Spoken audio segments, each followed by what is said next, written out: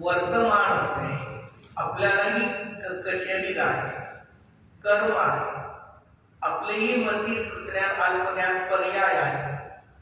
घरामध्ये नो कर्म आहे, नो कर्माचं नो कर्म आहे. आणि इथेच आपला कारण परमात्मा ही न्यायस्वरूप आत्मा आहे. तिथे द्रव्य कर्म आहे, भाव कर्म आहे, नो कर्म आहे, गुणभेद आहे, पर्याय भेद आहे. हे सगळं आहे तरी तिथे अभेद न्याय स्वभाव आहे. मग आपल्या ज्ञानाला त्या अभेदावरती लक्ष करायचं का भेदावरती लक्ष करायचं? माझ्या वर्तमानाच्या पुरुषार्थावरती अवलंबून आहे, पदार्थावरती अवलंबून नाही. म्हणून मग ते समोशन काय झालं? त्रयोदशीला महावीरांनी विघटन झालं की नो कर्माला तर तोडाची आवश्यकता नाही. द्रव्य कर्म आणि भाव कर्म दोन राहिले. मग ते त्यांचे भाव कर्म होते. कोणते दोन भाव कर्म? आता रागादी परणांतर अवघड संपले होते. मग ती एकदे शुद्ध अवस्था होती. एकदे शुद्ध अवस्था ती ठ आहे ना, एकदे शुद्ध अवस्था.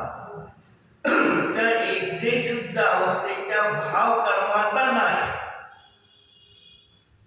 त्या भाव कर्माचा नाश झाल्यानंतर मग पूर्ण शुद्ध अवस्था प्रगट होते.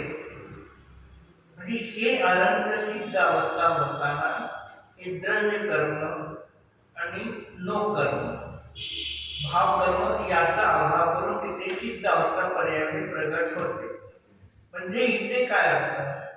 लोकांना वाटतं की नाही कशाला शिकवता? जिनवाणी जी आहे, जिनवाणी प्रमाण आहे का नय आहे?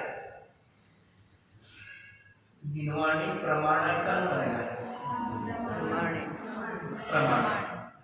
आणि जिनवाणी प्रमाण पण आहे आणि जिनवाणी नय पण आहे.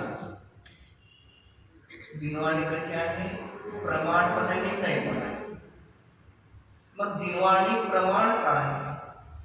तर जिनवाणीमध्ये निश्चयने व्यवहार न्यायाचं कथन केलं म्हणून जिनवाणी प्रमाण म्हणजे खरी आहे. निश्चयने व्यवहार नाही अशा वस्तूचं कथन केलं म्हणून जिनवाणी इथे प्रमाण शब्दाचा अर्थ खरी आहे. प्रमाण शब्दाचं संपूर्ण वस्तूला जाणार ते प्रमाण घेऊ नका. इथे ती खरी आहे म्हणून ती प्रमाण आहे. आणि जिनवाणी नय रूप आहे.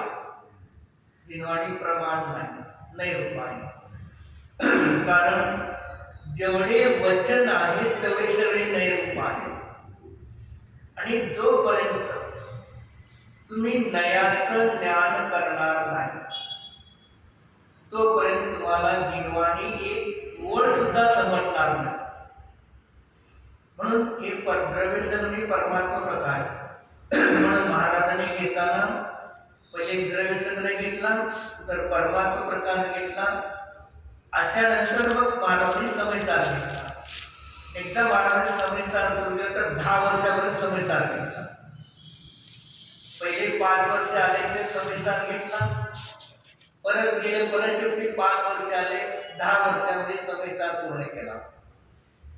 की 18 वर्षात महाराज 10 वर्ष कोल्हापुरात होते, 8 वर्ष फक्त बाहेर होते. त्यांच्या दीक्षेचा काळ फक्त 18 वर्ष. प्रवेशिका पण शिकवली.